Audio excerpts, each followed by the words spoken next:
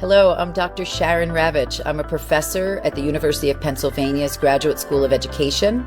I'm excited to be here today to talk about one of the chapters from a recent book that I co-edited with Dr. Raghu Krishnamoorthy called Leaders as Architects, Designing Organizations for Connection and Resilience in Times of Uncertainty. The book is made up of the dissertation research of leaders in their full stride of practice, and Oscar Arias is one of them. He is a dear friend, a former student, and a close colleague. And Oscar wrote a chapter called Leading in Flux, which will be the topic of our conversation today. Oscar, so happy that you're here. Thanks so much for this chance for us to talk. Great, Sharon. Great to be here. And I'm glad that we're having this conversation. So I graduated from the Penn CLO doctoral program in 2021. It was a phenomenal experience, completely transformed the way I see the world. Currently, I have 3 organizations that I work with. I'm a founder and I'm also an investor. And I work with leaders in change. I also teach organizational development at the graduate level. So this chapter, this book is so pertinent because when I have students this summer, I want them to shift the way they see change. Even though we have old models, we gotta think about what's gonna be ahead. And I'm glad that we're having this conversation here today. Oscar, thank you so much. Your chapter is really illuminating. And so I want to dive right into asking you some questions about it. Again, listeners, Oscar's chapter is Leading in Flux. And so the first question is, when you talk about leading in flux, what do you mean in the simplest terms? How does flux actually show up in a leader's work, not just in theory? Yeah, thanks for asking that question. The way to say it simply is, it's like leading, knowing that the floor or the earth underneath you is constantly moving, constantly shaking. The variables are constantly moving. So we were focused on becoming more engineer-like individuals, focusing on linearity, thinking about just variables that are stable, predictability, command and control, right? We were taught these things to lead, but now those are out the window. So leading in flux is really understanding that we're living in a brand new, different world. A long time ago, I heard this saying that content is king, but context is kingdom. So qualitatively, things have changed and the map has changed and the map is a territory. So leaders need to understand that flux is going to be a norm. And we need to institutionalize that into our way of seeing things, in way of evaluating what we do on a day-to-day basis. Wonderful. Thank you. It's great framing. And it really leads the way for my next question, which is that you open your chapter by describing the shift from a VUCA world, volatile, uncertain, complex, and ambiguous, to what futurist James Cassio calls a BANI world, brittle, anxious, nonlinear, and incomprehensible. What changed in your view, and why does that shift matter so much for leaders today? Yeah, thanks for asking. Well, during my dissertation work, obviously my focus was on the VUCA world. In the Penn CLO program, we had the privilege of really meeting great thought leaders around the area of VUCA. We went to the military arts and sciences spectrum. We went to West Point. We understood that this came from the military arts and sciences, understanding that officers needed to understand that the world that they were dealing with was a VUCA world. And this was adapted in corporate education, working with many organizations. That was pretty much the lens in which we had to see the world, through a VUCA. But as I got into the dissertation research, I started to notice that VUCA was a little bit obsolete.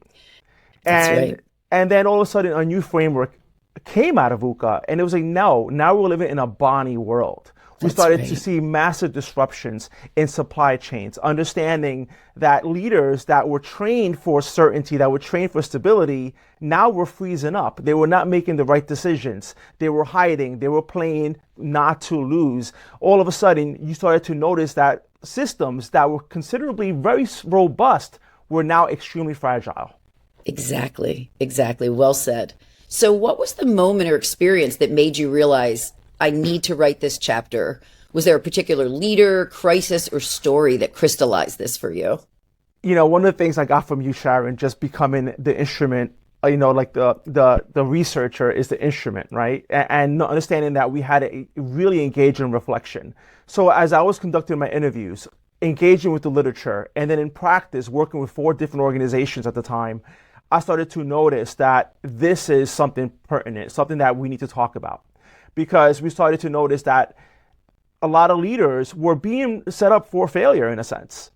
Right intentions from the L&D department, great intentionality, great investments, but I started to notice that there's got to be a change here. We got to make people aware of the fact that we're living in a different landscape. We got to think about it.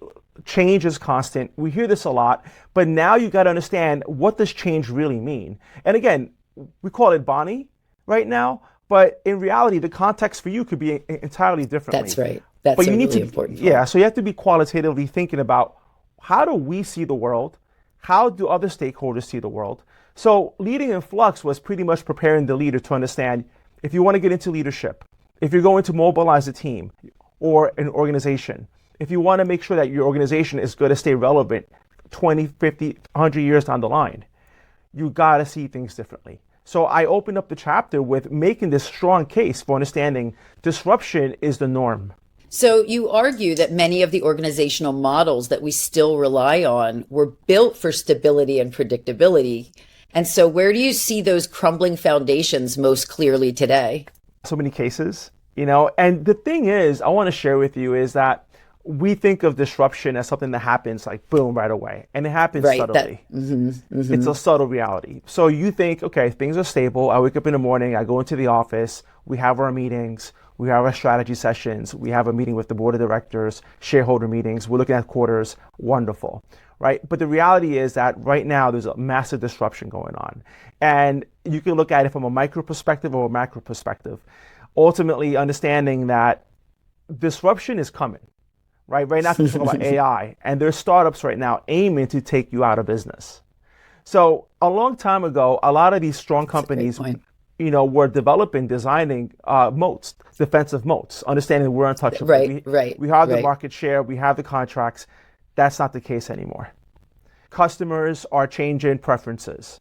Look at the reality of how people order online now, how we get taxi services now, right? Ride shares. I mean, it's all around us, right? The way we consult with physicians has changed drastically. People are no longer prescribing to conventional medicine. Now they're looking at other alternatives. There are new technologies entering the marketplace. It truly is a free marketplace, and the barriers of entry are very low at this point. And things, depending where you live in the world, are becoming democratized. So that's going to change the way you have to compete and strategize and design your organization for the future. So it's designing for the micro context as it's shaped and mediated by all of these rapidly exponentializing, changing external global contexts. So that's a very helpful framing for people, I think. The global is the local. Ostensibly, it becomes the local. So then thinking about particular organizations and systems, if a CEO or a CHRO listening right now thinks, we're fine, we're resilient, I understand the problem sets you're talking about, we're somehow, impervious to these issues. What are the warning signs you'd ask them to look for that suggest that they're actually brittle, not resilient, or anti-fragile? Yeah, great question around that, because I think about that every single day. And when I coach leaders, I ask them to reflect on key questions. Monday morning, audit your moments, moment to moment, right? Leading from where you are, and understand, how fast do people share bad news? That's a great example. Yeah, how equipped are people to get through the noise and see the signals that matter? So that's one of the things, right? How many people are playing cover up? They're covering. They're kind of going with the same scripts, but they're not really looking at, where do we win, or where could we be a little bit more mindful? That's a very interesting shift in the aperture. It really opens up more of an aperture for people to see the broader issues, the broader challenges at hand, and how context is mediating them. Really, really interesting. So this makes me think about, you write about the psychological and emotional toll of a BANI world at work. Again, brittle, anxious, nonlinear, and incomprehensible. What are you seeing in leaders and teams on the ground that most alarms you? Okay, so a lot of us are open to change, I would say. Professionals, we talk about it, we read about it, but we have to realize that there's going to be a limitation around how we deal with it. And what worries me most is the quiet slide from vigilance into numbness. Say And this, more. yeah, like an emotional shutdown that robs organizations of the very creativity of risk taking that they need to survive. And I just came across a different study around the fact that a lot of us have change fatigue. And truthfully, we're going to go through at least 10 or 15 changes on a regular basis per year. Some ventures or some organizations even more than that. We're constantly changing, whether it's incremental change or if it's urgent change, regardless. So a lot of this amplifies the way we feel about change, and we become numb to it. So leaders are carrying like a private burden where they realize that my people could burn out. They're going to check out. They're going to withdraw. They're going to ask themselves, is this really worth it? So that's something that really worries me. The main thing is to really understand that a leader really has to establish trust. They have to have care and concern for the human experience around these changes. They need to understand that they're going to take care of themselves first, but also take care of their people. So from the emotional perspective, the whole thing about recovery is key here, right? Yes. They say, the secret of peak performance is recovery. If you look at, Olympic champions, right? What do? They focus on recovery. They focus on the mindset. And a lot of us just go into exploiting, but we don't go into the other part of it, which is exploring. We need to explore, how do we deal with change? What's my natural tendencies? Also from a cultural perspective, I work with an international group right now, and we're focusing on cultural intelligence, more on understanding cultural dynamics and understanding that some cultures don't respond to change the same way you respond to change. So everybody has like a continuum. Some love it, some hate it, and some check out from it. So as leaders, we need to know how to individualize this consideration for individuals, but also find ways and conditions where we could have a container for them on how to cope and how to recover through these particular changes and transformations, if that makes sense. Really, absolutely makes sense. And I really appreciate you talking specifically about cultural intelligence, because the argument that I make in my coaching and executive education is there is no emotional intelligence without cultural intelligence. Yeah. Right? And yes, cultural intelligence relies on emotional intelligence, but they're mutually constitutive. And so I really do believe truly that emotional intelligence is, obviously, we all know, super important. Cultural intelligence is a pillar of that. How do we understand how to read and have literacy around cultural differences broadly defined? And I think, again, emotional cultural intelligence, they activate each other. And yet without understanding the cultural piece, I think most people think, oh, I can be generally emotionally intelligent and that will be enough. And actually it's not. You need that cultural literacy, that cultural intelligence. So thank you. I'm really glad that you brought that up. And everything you said is really interesting. I think for leaders to really understand, organizational intelligence is the complex interaction between cultural and emotional intelligence in workplaces. And how do you not just read the room, but read the organization, read the teams, and read the system. So thank you. And it leads me to a question about the leader as architect in this set of ecosystems. So one of the big ideas in your chapter is that leaders must become architects of adaptability.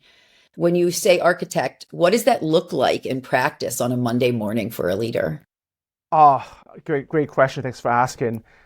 For me, it's less about dramatic speeches and more about the quiet, deliberate design of structures, rituals, and decision rules that allow your organization to learn and adapt. So that's pretty much setting the foundation. And it can just start with one key ritual, one key behavior.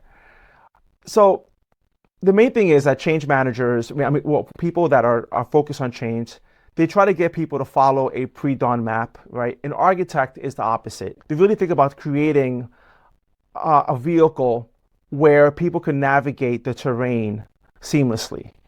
So an example could be, from an architect perspective, is a lot of people have been trained to just put out the fires, right? Right. I hear the language as I do a content analysis when I work with coaches and when I work with people and I listen to what they're saying.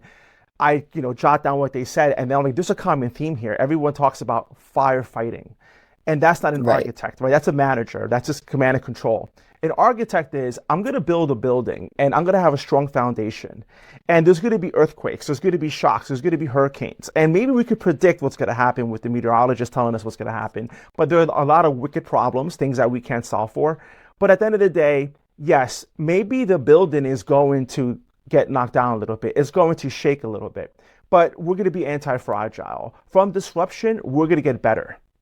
We're not just going to play defense. We're not going to bounce back. We're going to get better. We're going to get smarter. We're going to internalize those mistakes, those disruptions, and ask ourselves, what can we do differently in order for us to stay relevant? So an architect is really thinking about the future, what's happening today, and maybe also drawing from the past, but understanding that you're designing for the human side of it. Also, you're designing for the future. You're designing for the present. You're thinking about the 360 and then thinking about the other elements that most people don't think about. So that's pretty much the way I look at it as an architect, that you're really designing something that's going to be, built to last. Thank you. That's really clarifying. And so you draw on this concept of anti-fragility, systems that grow stronger from stress, as you just said. So how is anti-fragility different from resilience? And why is this distinction so important for leaders and organizations to understand now? Yeah.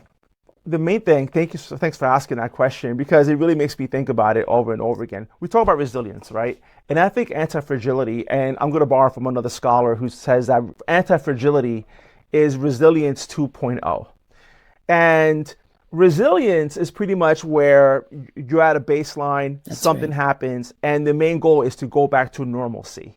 And I remember when I was doing a content analysis of leaders such as presidents, George Bush, after 9/11, his speeches were all around getting back to normalcy, right? We had this terrorist attack, right, in U.S. soil, and there was all about this. Everybody wanted things to go back to normal, right? That's not like during the pandemic, right? During the pandemic, we want to go back to normal. I want to go back to going to the movies again. I want to be able to go to restaurants again. I want to be able to see my mom, whatever it may be. And people just want to go back to normal. They want to go back to their personal equilibrium. That's not the case anymore. Anti-fragility is that basically you're going to focus on, yes, there's going to be disruption, and you got to change the meaning. You got to reframe. We call that cognitive reappraisal. We got to reappraise how we see things and use that as a strength. And some companies are equipped to do that, like Netflix and Amazon. In the chapter, I introduced some case studies where you could see how they are responsive to the market. They're really focused on the client or customer, and they're looking at customer centricity from a lens of what could we do to lower the friction? What could we do to make them feel comfortable with adapting to a new technology? All these factors come into play when it comes to anti-fragility and understanding that how can we get stronger from these particular, what lessons could we get from this, but how can we get better? And there's some connections to growth mindset, but I think we haven't found a term for it. So it's not something that, asking yourself, are you anti-fragile? I'm not anti-fragile. But it's really a state of mind. It's a mindset on understanding that we get better when things get harder. And there are a lot of different examples. Like in the book chapter, I talk about an example of resilience. Resilience is where, like, you have a paper cup, a plastic cup, and you kind of squeeze it, and then it goes back to its shape, right? But it's not going to be the same, but it's going to be there, right? Fragility is like a crystal cup, where if it gets a shock, it's going to crack, it's over. But anti-fragility, the mindset is the fact that, we're going to find a whole new way of drinking water, right? I love that. Right. A different way of hydrating ourselves, a different mechanism. What is outside the box? Right. What is a new paradigm that we have to step into? Or even we could say the box is someone else's construct. So let's even not say outside the box. Let's just leave the box over there, that we don't need to react to a box to construct what we're constructing, right? We're so out of the box. The box is in our rearview mirror for a long time. Yeah. It makes me think about, you said you're thinking of a term. One term I've been playing with that I think speaks to what you're saying, and let's see what you think, is prosilience, right? So it's not just the response resilience, it's that you then build prosilience to continually be resilient, right? It's this adaptive mindset, right? Yeah, I love that, yes. I think this is our next thing we'll write together, Oscar, Yeah, is something I would love about to. leader prosilience and creating a prosiliency framework and set of approaches for teams and organizations and systems, because it's about systemic sense making in part, but that's really solutionary and ahead of the curve. Whereas I think you, like me, we think of resilience as a response. And so I think maybe prosilience is about Right. How do you set yourself up for all the responses to come? Yes, Right. absolutely. So I think And that's our next book, maybe. absolutely, I would love to explore that with you, because that's what it's all about. I mean, and that's why I was big Exactly. on talking Yeah. about learning agility. So I kind of frame it where we're living in a BANI environment. We need to be anti-fragile, and then I try to walk the reader through. Okay, great, that's great. High concept, 30,000 Yep. foot Yep. view. Yep. These scholar Yeah. practitioners. What's next, right? Yeah. So what's the engine behind it? And it's Right. How about do you being do it? yeah, and learning agile, learning agility. That construct is all about being proactive in a sense of understanding that we have to be architects of adaptation, but understanding that we have to get better from it. Yeah. Tell me about 2 or 3 concrete behaviors that signal real learning agility in an Yeah. organization.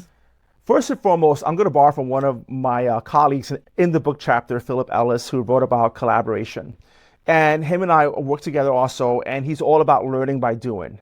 And Right. this is what learning agility is all about. It's learning by doing. So borrowing from Kolb's experiential learning model, it's accelerating that model. And the 3 main behaviors is being a reflective practitioner. It's simple, but really institutionalizing that into your everyday ethos. That is the key thing.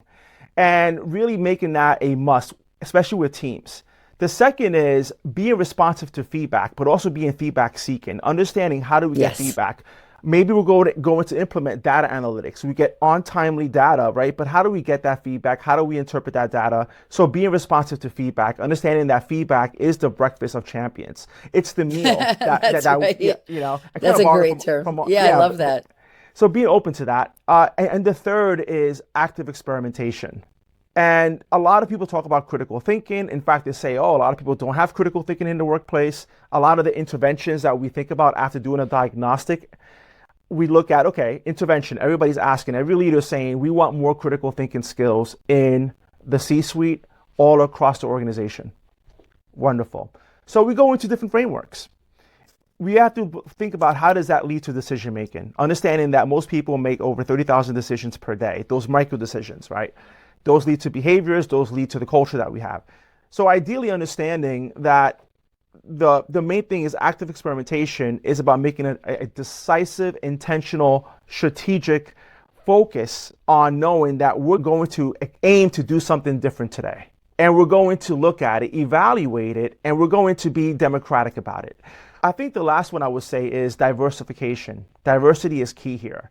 And one of our authors talks about dissent.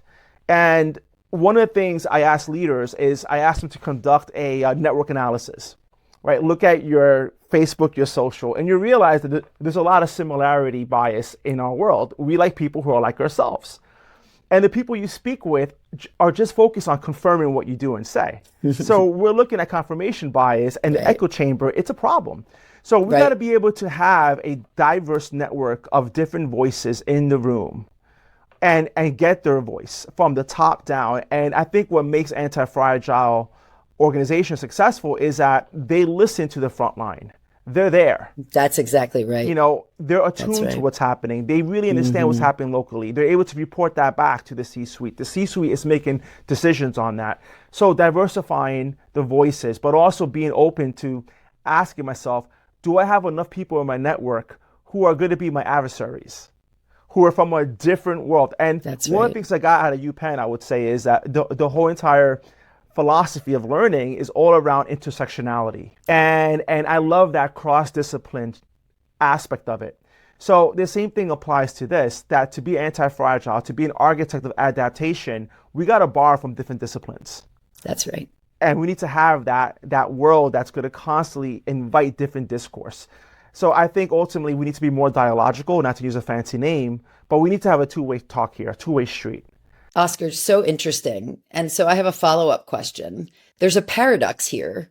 Leaders are under intense pressure to reduce anxiety and uncertainty, yet the BANI world, brittle, anxious, nonlinear, and incomprehensible, is inherently anxious and uncertain. So how can leaders be honest about that reality without overwhelming people? The reality is that we need to be sincere about what's happening and realize and let everybody know that you can't remove uncertainty. It's part of life. Right. But you can reduce loneliness and create a sense of belonging, create a sense of team spirit, a team of a sense of knowing that we're in this together and that we're going to be able to get through it. So the leader's job is to not calm the ocean, right? It's like we're on, a vessel. The ocean, we don't know what's going to happen today or tomorrow, but to stabilize the crew. So stability is part of being anti-fragile. You got to have like an equilibrium. So a leader is an equalizer, if you would, and they have to balance it. And that requires, yes, you need to engineer things, but you also have to have a holistic approach to things. So you can't remove uncertainty, but you can reduce loneliness. Get people's voices, get their buy-in, understand what's really happening. But again, the captain can't calm the ocean, but it can stabilize the crew. So it's like a psychological ballast. That's the main thing here. Interesting. That we need to have in this world, because we are anxious. We have different things, personal too, that we have to worry about. Absolutely. Everyone is carrying a lot. And so this is both at the individual intrapsychic level and at the institutional organizational level, where it's a collective of people all carrying things into the workplace and then carrying things around the workplace. So I really appreciate that framing. Yeah. So I have a question. In your coaching work and in your consulting, where do you see leaders unintentionally reinforcing brittleness or fear, even when they're, consciously trying to create adaptability and psychological safety? Yeah, it's a great question. Normally, from my understanding, and this is anecdotal evidence, I would love to one day conduct an empirical study on this, but there's a lot of pressure. There's a lot of deadlines. There's competing priorities. So I think when there's a lot of stress and time constraints, people default. And they narrow into something that to them will be important in that moment.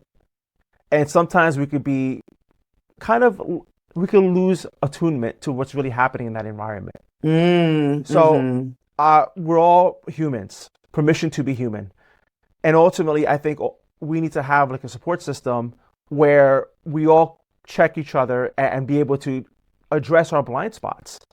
Be mindful of how our decisions, how our behaviors have a lot of weight in the way people feel, the way people act and make decisions.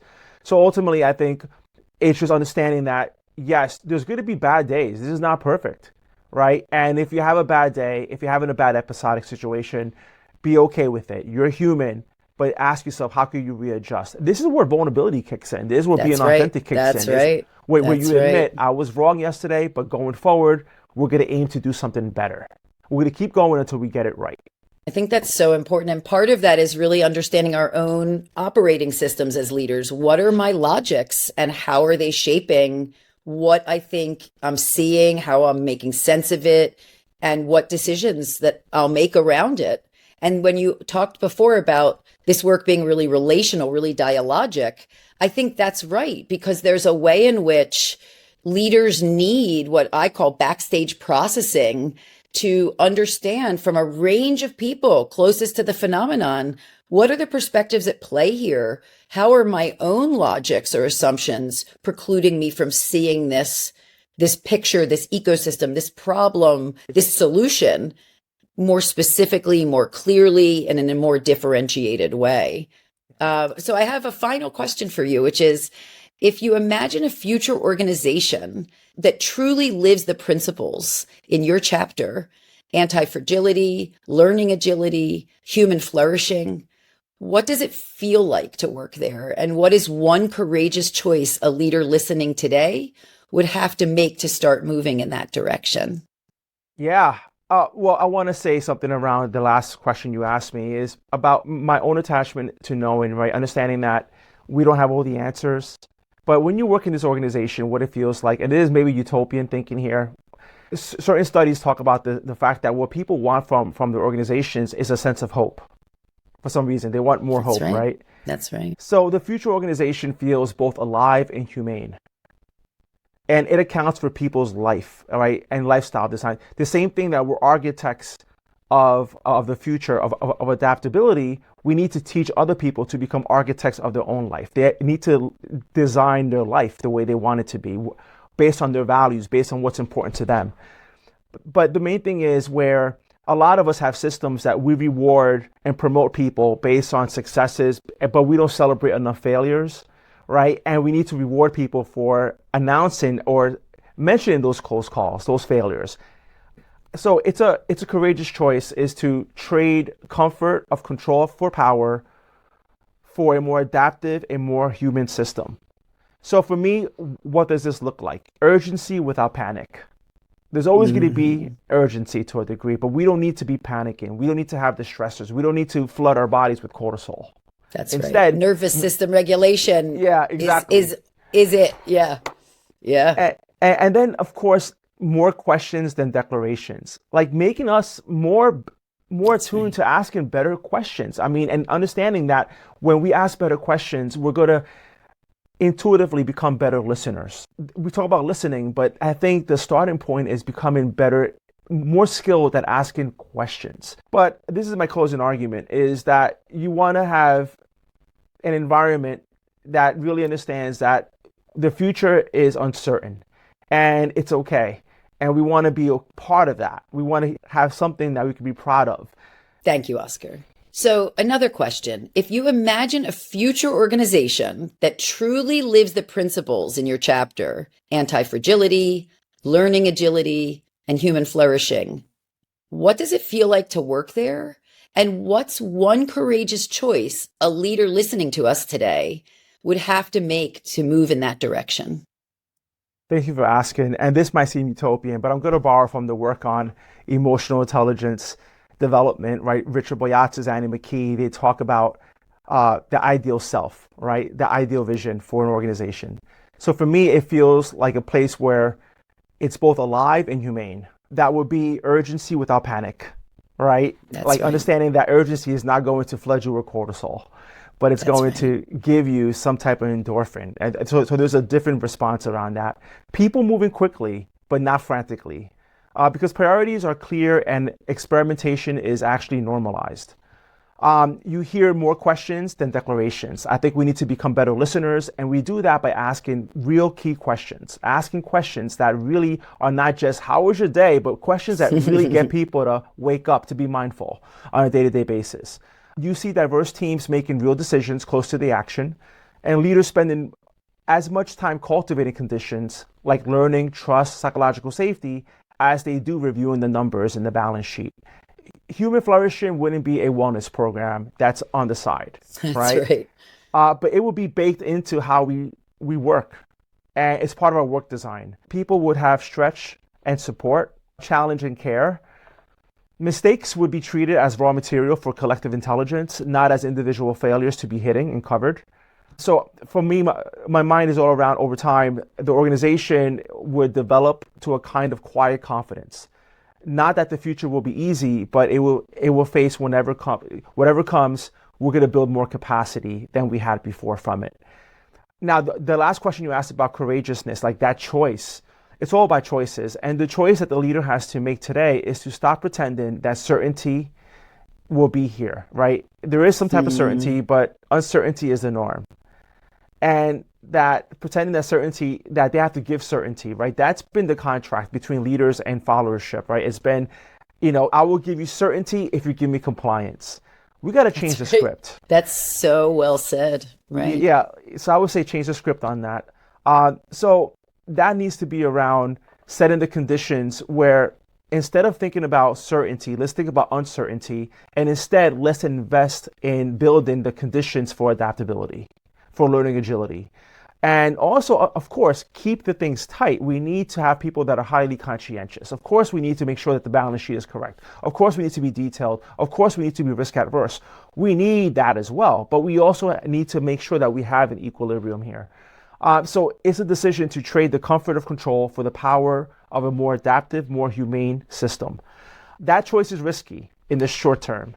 But I have confidence that over the long arc, it's the choice that lets organizations and the people inside them truly thrive within this area of flux.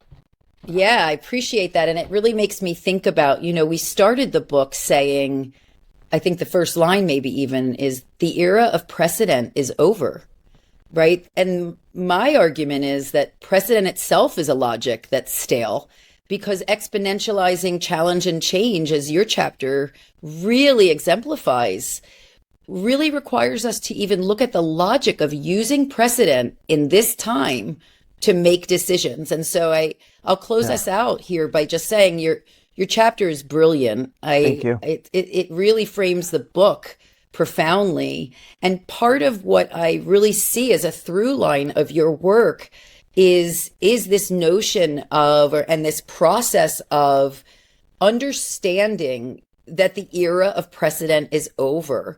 And what we have now, what adaptive leadership tells us, is the only constant, as you've said, the only constant is change. And so this notion that you and I are now going to write about and think about, this notion of prosilience, really your whole chapter speaks to that. I read in your chapter a new kind of blueprint for a new workscape and a new approach to leadership within that workscape. And it's about mindsets as much as it's about perspective taking, as much as it's about adaptive processes, as much as it's about understanding how context mediates everything.